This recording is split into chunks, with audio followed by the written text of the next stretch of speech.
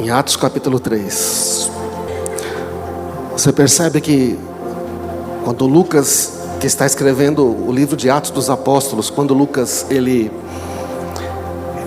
começa a escrever o livro e diz assim: eu vou continuar o relato de tudo que Jesus fez, de tudo que Jesus fez e continuou a fazer. Então, o que acontece? O livro de Atos dos Apóstolos é a continuidade, então, daquilo que Jesus fez. E o que acontece, você percebe claramente que até os evangelhos, Jesus está fisicamente aqui fazendo as coisas. E a partir do livro de Atos, Jesus não está mais fisicamente aqui, mas Ele continua fazendo as mesmas obras. Você percebe isso? Não? Como Ele está fazendo isso? Através do Espírito Santo. Agora não é somente Jesus que está fazendo. Todos os cristãos,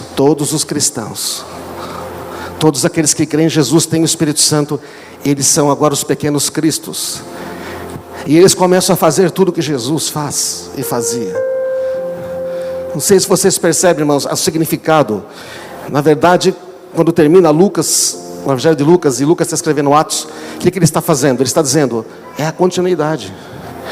Só que agora não é mais Jesus que está fazendo, porque Ele não está fisicamente aqui, é o Espírito Santo que está fazendo, amém? Jesus é o Espírito Santo em nós, só que agora Ele não está fisicamente aqui. E a questão é que muitas vezes é muito difícil para nós acharmos que isso poderia ser verdade, não é?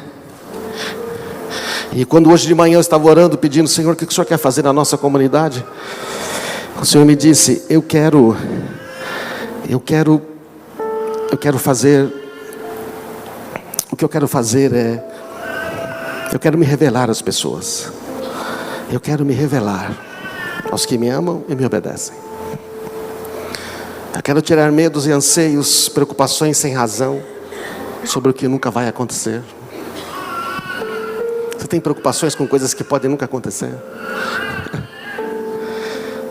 O Senhor falou, eu quero me revelar àqueles que me amam, querem me obedecer.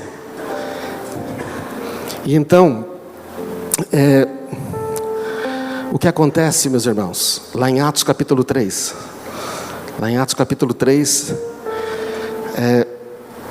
certo dia, por volta das 3 horas da tarde, diz o texto, né? Não sei se vocês estão lendo aí, mas está em Atos 3, só vou compartilhar o texto. Certo dia, por volta das 3 da tarde, Pedro e João foram temporar. Na tradição judaica, eles oravam de manhã, à tarde e ao pôr do sol.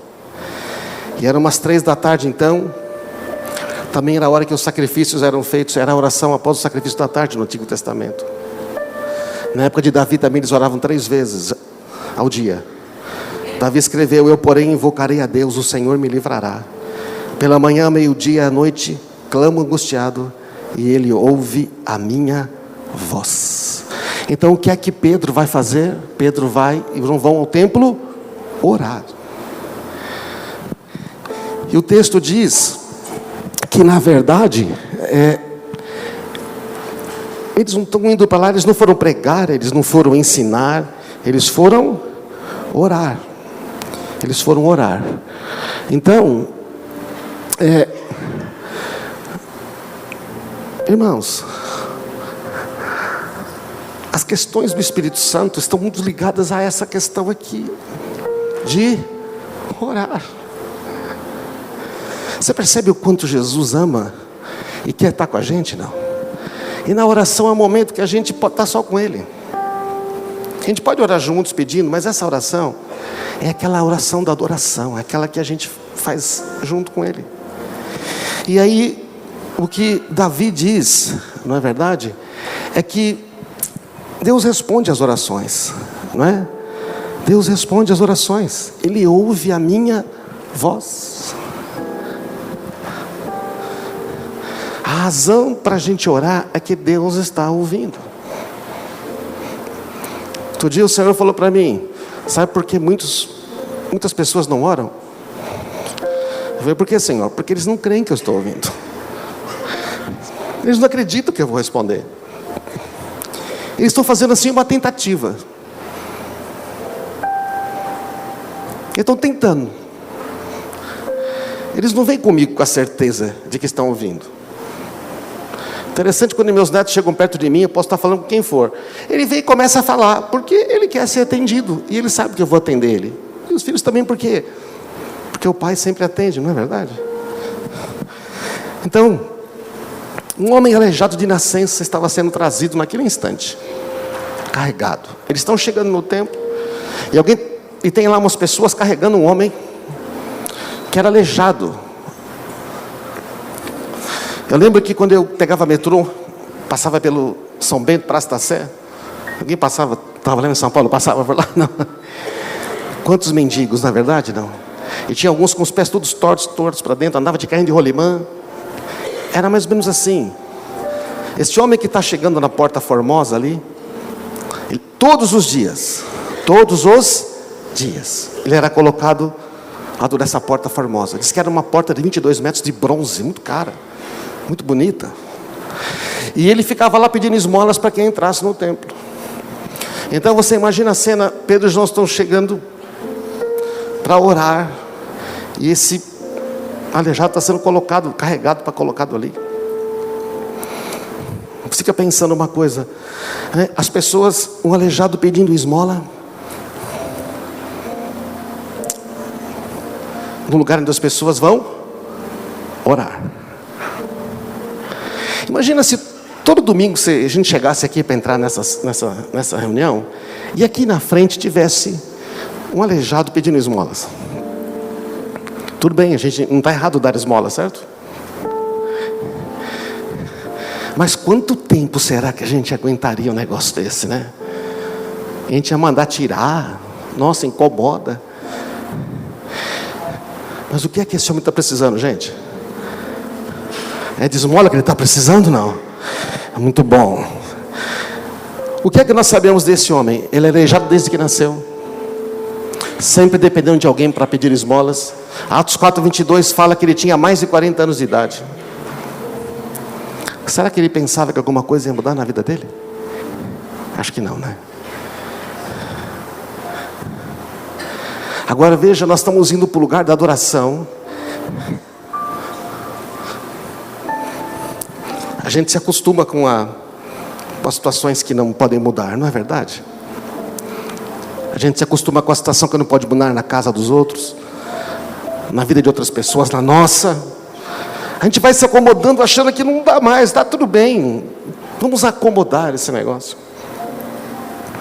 Mas sabe, quando o Espírito Santo está presente, ele se importa com as pessoas, ele não está a fim de deixar para lá. O que aconteceu é que quando ele viu que Pedro e João iam entrar, pediu dinheiro. Está pedindo esmola. Talvez ele já tivesse desistido. Já oraram muito por mim. Já viu esse negócio? Você ouve uma mensagem, você ouve um chamado para oração, para cura, você fala, já oraram tanto por mim, eu não vou. Você ouve alguém falar isso na célula ou num culto, e você fala, não, comigo não funciona. Acho que Deus deve ter outros planos. Ele te falou que tem outros planos? Não? A Marisa foi num encontro essa semana com outras irmãs, e a mulher que estava lá, a preletora, falou que ela com problema no joelho, se arrastando com dificuldade, e ela estava orando, já tinha feito 2 cirurgias, mas toda vez que pediam para orar, ela estava lá. E ela estava lá com esse joelho, arrastando essa perna, e o Senhor falou para ela, vai lá e ora por aquela mulher. E era uma mulher que estava com problema no joelho. Ele falou, o que aconteceu? Eu bati meu joelho, destruí os meniscos, disse que não tem cura, nunca mais vou andar, dobrar o meu joelho. Ela ora por aquela mulher, ela é curada instantaneamente. E começa a pular. Mas ela ainda sai mancando. E o Senhor fala para ela, confia em mim. Sabe o que diz essa música aqui? Eu sei o que eu estou fazendo, né? Deus vai fazer as coisas. Então sabe, irmãos, eu falei, que legal, essa mulher não se deixou impactar. Ela não deixou de exercer aquilo que Deus queria, porque ela não estava focada nela mesma, sabe? Quando nós estamos focados só em nós, a gente não vê. Pedro e João se voltaram para ele e disse: olha para nós. Pedro teve que chamar a atenção dele: ei, olha para nós. Por quê? Porque talvez ele tivesse, sabe, naquele negócio automático. Você já viu como é que mendigo pede esmola? Pede um automático, né? Um automático. E quando eu li esse texto, eu fiquei pensando: quem será que eu sou? Um mendigo? Ou será que eu sou Pedro e João? O homem fixou o olhar neles, esperando receber alguma esmola. Sabe quando uma pessoa está muito tempo numa situação que não muda, a gente precisa chamar um pouco a atenção e dizer: ei, olha aqui. Deixa eu dizer para você essa noite: ei, Deus está chamando para você a atenção, dizendo: quem disse que não vai mudar? Quem disse para você que essa situação é final? Quem é que disse? Ei, olha para nós. Ele deve ter olhado. E eu fiquei pensando: se eu sou mendigo, eu falo: o que esses caras querem? E se eu sou Pedro e João, eu fico pensando: Senhor, o que é que tu queres? O que é que tu queres fazer com esse mendigo? E aí o que acontece, não é? Se você é o mendigo, qual é a grande pergunta? O que será que eles vão me dar? Eu não tenho nada. Eu fiquei pensando quantas vezes eu fui de mendigo diante de Deus, esperando receber umas esmolinhas, sabe? Pedindo uns trocadinhos. Você já foi para Deus pedindo uma vida menos pior? Só para... O que a esmola vai fazer para o aleijado? Vai manter a vida dele do mesmo jeito, certo? Ele não consegue ir nem no banheiro sozinho, está ser carregado.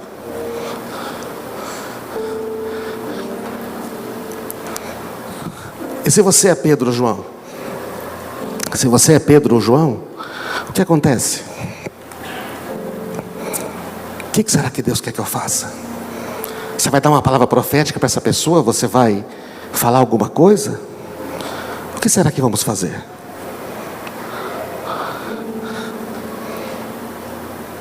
O que você que tem acesso à presença de Deus quer dar aos que te pedem? Isso me incomodou bastante, que eu falei: é verdade, eu tenho acesso à tua presença, eu consigo te adorar, o Senhor me ouve. E às vezes eu não pergunto: Senhor, o que tu queres dar a esta pessoa? E às vezes é tão simples, não é, gente? É tão simples. Deus está fazendo algumas coisas entre nós, mas olha aqui, a gente ouve uma mensagem como essa, a gente tende a pensar que a gente é um mendigo. Tá, podemos até ser, mas na verdade eu acho que a maioria de nós aqui é Pedro e João. E Deus está dizendo: ei, eu quero dar algumas coisas que só eu posso dar, mas acontece que você é com você, eu tenho que usar você.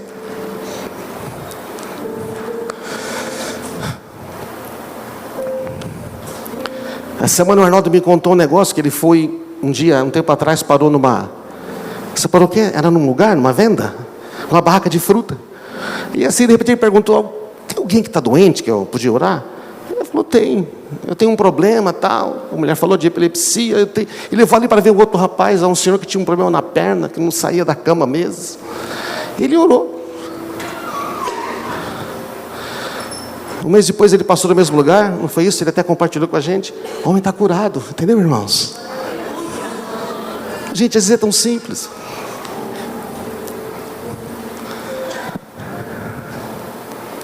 As pessoas às vezes estão numa situação há tanto tempo que elas não se incomodam mais. E o problema é que também às vezes não incomoda mais a gente, né? E esse é um problema.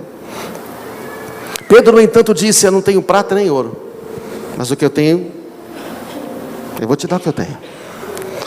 Em nome de Jesus Cristo Nazareno, levante-se e ande. Aquele homem nunca havia andado.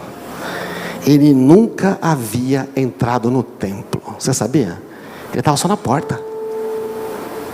40 anos, desde que nasceu ele era assim.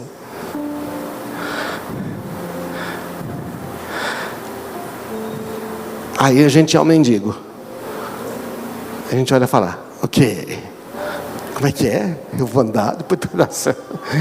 Vai mudar depois de todos esses anos?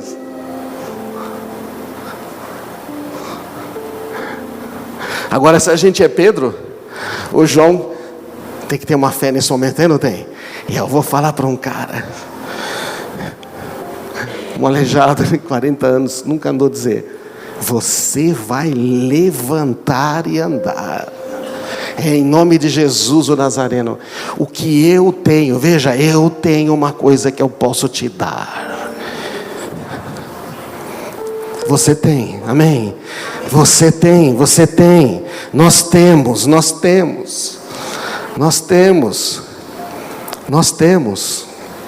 Então o que aconteceu? Pedro segurou o aleijado pela mão e ajudou ele a levantar-se. O que eu acho legal é que o Pedro não só falou. Talvez o aleijado estava tentando fazer assim.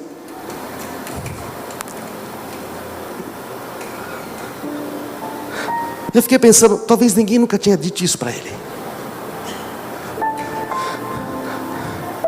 Talvez aquele homem lá que o Arnaldo visitou, nunca ninguém perguntou para ele: quer que eu ore por você?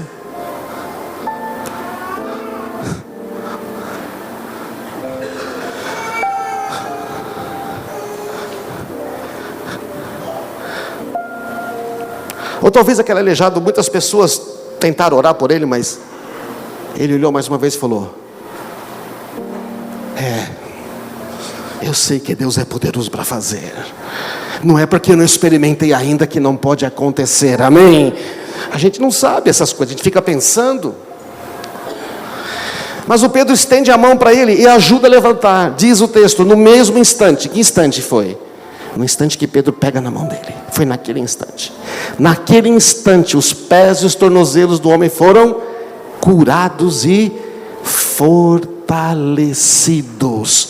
Curados e fortalecidos. Naquele instante. E o que acontece é que a coisa foi assim tão poderosa, não é? Tão poderosa que ele levantou de um salto. Ele nunca tinha andado. E quando ele levanta, ele pula. Ele pula e começa a andar. Em seguida ele começa a caminhar. Então depois ele começa a pular, saltando e louvando a Deus. E ele entra no templo com eles. Tem uma cena de um filme que eles fizeram, não consegui trazer aqui, mas eu achei interessante que no filme, depois que o mendigo pula assim, ele olha para aquela porta de bronze enorme. Ele vai olhando assim, e os soldados do templo ali, aquilo só. Ele começa a andar, subir as escadas, e ele entra. Quando eu vi aquela cena num filme, foi bem interessante. Legal que os caras que fazem o filme, eles têm que pensar como é que foi em alguns detalhes. E ele cruza aquelas portas. Aí mostra a câmera, ele entrando, sorrindo, ele olhava assim. E o Senhor falando para mim: você imagina uma pessoa que nunca experimentou isso, que não sabe do que eu posso fazer, que não sabe o quanto eu a amo, que não sabe o que tem reservado. Quando essa pessoa experimenta, você imagina o que é isso? Às vezes a gente esqueceu de tanto tempo que a gente já conhece, de tanta coisa boa que a gente já experimentou. E aquele sorriso, entrando, eu falei: Jesus, quantas pessoas estão precisando entrar? Não do templo, porque esse não é mais. Eles estavam indo lá para orar, porque é lá que se orava.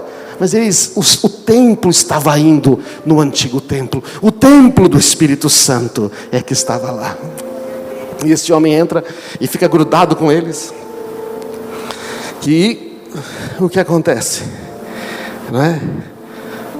Pessoas há muito tempo paralisadas precisam de uma mão estendida. Precisam, né, irmãos? Pessoas que às vezes estão muito tempo paradas, elas precisam de uma mãozinha estendida. Elas precisam saber. Elas precisam saber que Deus tem algo novo para elas. E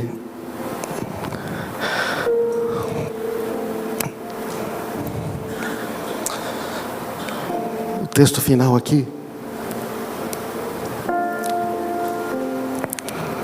O texto final que nós temos para dizer. Quando eu acabei de ler esse texto, o Senhor me falou estas palavras, eu queria deixar com você.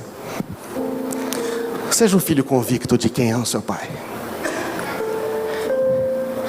Seja um filho convicto de quem é o seu pai. Convicto do que eu quero fazer, quem eu quero tocar e com quem eu quero falar. A banda pode subir aqui, por favor. Você não precisa se preocupar. Sempre vou cuidar de você. Você não precisa se precipitar. Não precisa fazer nada sem a minha ajuda. Não descanso isso, irmãos, amém? Você percebe? Não tenha como Pedro fazer aquilo.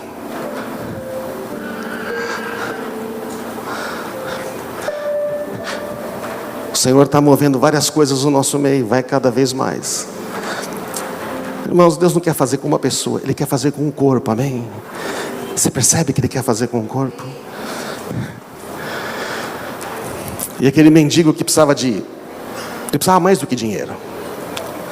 Mas depois que ele entrou para essa comunidade de cristãos, lá eles ajudavam uns aos outros, eles repartiam as coisas. Não ia ser um problema.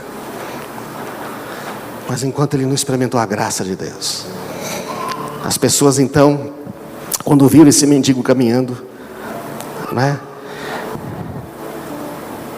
e louvando a Deus, perceberam que era o mesmo que estava na porta, muitos e muitos anos. Admirados, correram todos para o pórtico de Salomão. Você imagina a cena, todo mundo correu. Falei, esse, sabe quem é esse? 40 anos aleijado, nasceu assim. Ninguém pensou que a vida dele ia mudar. Agora eu quero que você preste atenção nisso. Quando a gente pode deixar o Espírito Santo fluir através de nós,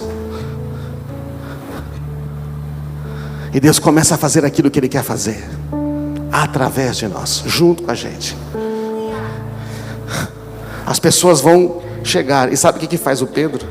O Pedro fala assim: porque vocês estão olhando para nós, como se a gente tivesse feito esse homem andar por nosso próprio poder, ou devoção, ou piedade. Pela fé no nome de Jesus, é que este homem que vocês veem e conhecem foi curado. Que vocês veem e que vocês conhecem. Vocês conhecem este homem. É o nome de Jesus que levantou.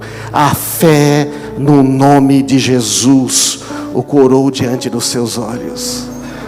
Não foi porque ele era uma boa pessoa, não foi porque ele fez muito sacrifício, não foi por nada, foi simplesmente porque ele creu. Ele creu. Bom, Pedro creu primeiro. Eu penso que Pedro e João creram ali. E quando ele viu, falou: esses caras estão falando sério. Meu Deus, eu vou andar. E diz que ele começou a louvar a Deus, certo? Esse homem devia conhecer alguma coisa da palavra de Deus. Sim, ele conhecia, lógico. Ele devia conhecer, ele devia ser alguém que frequentou a igreja há muitos anos. Ele devia ser alguém que ouviu muitas palavras. Mas ele nunca tinha experimentado algo tão poderoso. Nem Pedro e João. E sabe o que acontece? Toda vez que Deus faz um milagre como este, as pessoas vão fazer perguntas. E sabe o que fez Pedro? Pedro prega o evangelho e diz: vocês têm que se arrepender. E vocês têm que conhecer a Jesus. Sabe, irmãos, seu valor pessoal não vem do que você faz. Nosso valor pessoal não vem do que a gente tem. Seu valor não vem de quem você é. Seu valor vem de quem você é e de quem eu sou para você. É isso que Deus está dizendo para nós, sabe? Vocês estão aqui, irmãos, amém? O Senhor está dizendo: ei, o seu valor pessoal não vem do que você faz, do que você tem. O seu valor pessoal vem de quem você é. Você é meu filho.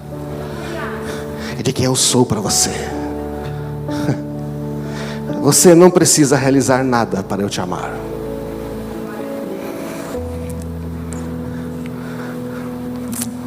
Não é bom saber isso, irmãos, amém? Que a gente não tem que realizar nada, nem provar nada para Deus nos amar, nem para Ele ser, a gente ser instrumento poderoso nas mãos dEle.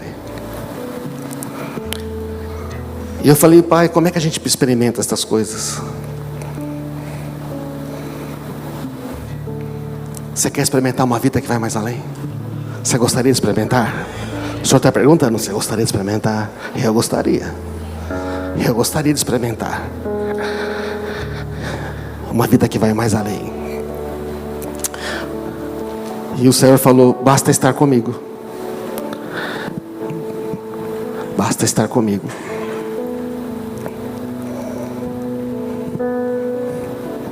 Basta compreender o meu amor por você. Por isso que a adoração e a oração tão importantes, né, irmãos? Quando a gente adora e ora, a gente está com Jesus e a gente começa a compreender o amor dele por nós. Depois ele falou, compreendo o meu amor pelas outras pessoas. Eu não estou a fim de destruir ninguém, eu quero transformar todo mundo. Então vá, porque eu estou com você sempre. Vamos ficar de pé. Existe algo mais de Deus, amém? Existe algo que a gente pode experimentar. A gente pode experimentar cura. A gente pode experimentar transformação. A gente pode experimentar libertação de coisas que porventura nos prendiam. Coloca a mão no coração.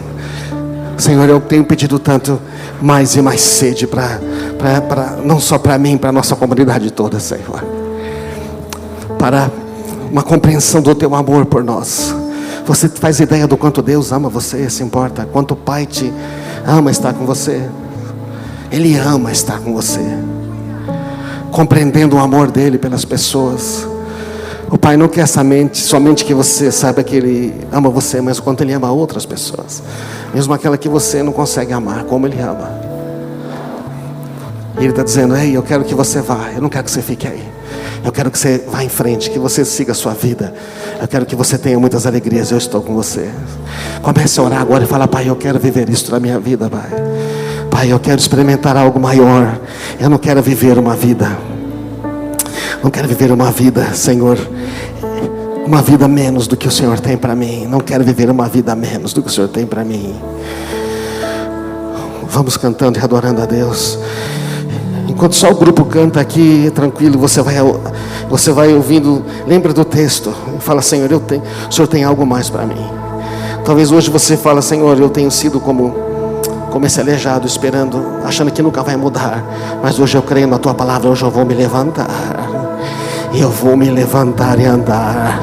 Não vou mais acreditar em mentiras. E talvez você que não achava que podia ser como Pedro ou João, o Senhor está dizendo, ei, eu chamei você, tem muitas pessoas que só você pode falar com elas. Só você pode orar por elas. Só você pode abençoá-las.